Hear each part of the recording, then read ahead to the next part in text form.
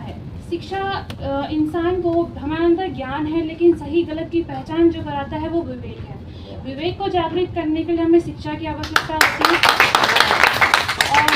और इसमें जो है हमारी जो पुरातन हमारी जो संस्कृति है, गुरु शिष्य परंपरा, उसमें यही किया जाता था।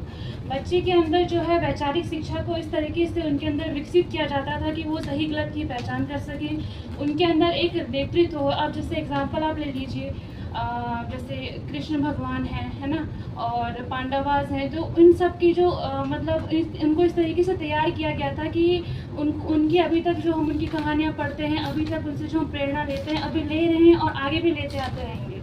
लेकिन क्या हुआ, अब जब अंग्रेज भारत आ गए तो उन्होंने देखा कि यहाँ पे जो बच्चा है, चाहे एक बहुत ही कोटेशन है कि एक, मतलब मैं किसी जाति धर्म को विशेष नहीं बोल रही हूँ, बट एक है कि ब्राह्मण 2 रोटी कम खा लेगा लेकिन वो ज्ञान कभी भी अधूरा नहीं छोड़ेगा।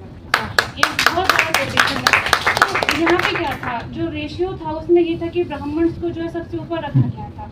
अब उन्होंने देखा, जब धीरे धीरे वो भारत को तोड़ तो रहे थे, लेकिन अब 1853 में मैकाले जी ने जो अपनी शिक्षा नीति लागू की, उसके पीछे का जो उनकी वैचारिक तथ्य था कि हम भारत को जो है फिजिकली और इमोशनली तो हम भारत को जो है स्वतंत्र कर रहे हैं दुनिया को दिखाने के लिए, लेकिन मानसिक तौर पर हम उन्हें स्वतंत्र ही रखेंगे, हमने छोड़ेंगे नहीं। अब विडम्बना देखिए हमारी कि हमने उनकी जो दी गई इंग्लिश भाषा है, अंग्रेजी भाषा है, हमने अपने दिमाग में क्या मेंटालिटी सेट कर ली, जिसे इंग्लिश आती है वो बुद्धिमान है, जिसे नहीं आती वो नहीं है। जबकि संस्कृत का जो हमारी पहचान है, जो हमारी संस्कृति है, उसका कहीं भी मैं खुद अपना पर्सनल अब सबके हम सब में ये अपना जो अनुभव मैं व्यक्त करती हूँ वो ये है कि जहाँ पे बात संस्कृत की आती है मैं बैकफुट पे आ जाती हूँ, नहीं आता। वहीं इंग्लिश में मैं कॉन्फिडेंट हूँ। क्यों? उसके पीछे का कारण है कि हमारी जो शिक्षा पद्धति उसको ख़त्म कर दिया गया है ना।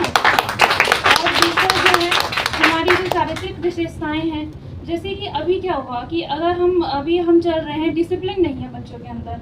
जो एजुकेशन बोर्ड हैं उनके क्या है, बच्चों को केवल एक फिजिकल एजुकेशन दे रहे हैं और कुछ नहीं। लेकिन अब क्या है कि हमारे अंदर जब तक किसी भी कार्य को सिद्ध करने के लिए, कोई भी काम बड़ा या छोटा नहीं होता, अगर हमें लक्ष्य तक पहुंचना है, उसको सिद्ध करना है, सबसे आवश्यक होता है अनुशासन। तो जो भारतीय शिक्षा बोर्ड है उसका यही है कि उनके जो एक हमारा एक बहुत फेमस कोटेशन है, उद्यमेन ही सिद्ध्यन्ते कार्याणि न मनोरथ।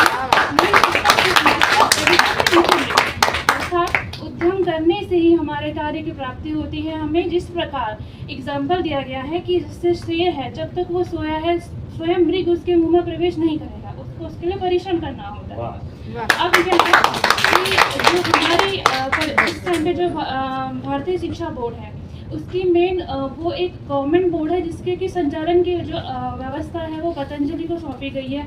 क्यों सौंपी गई है? क्योंकि पतंजलि ने इतने सालों से अपनी जो है योग्यता उसको सिद्ध किया है। एक इसके पीछे का मोटिवेशन है कि अभी जो नई एजुकेशन पॉलिसी है उसमें जो है बच्चों को होलिस्टिक डेवलपमेंट चाहिए, मतलब उनका समग्र विकास हो सके। जो पुरानी अभी जो वर्तमान में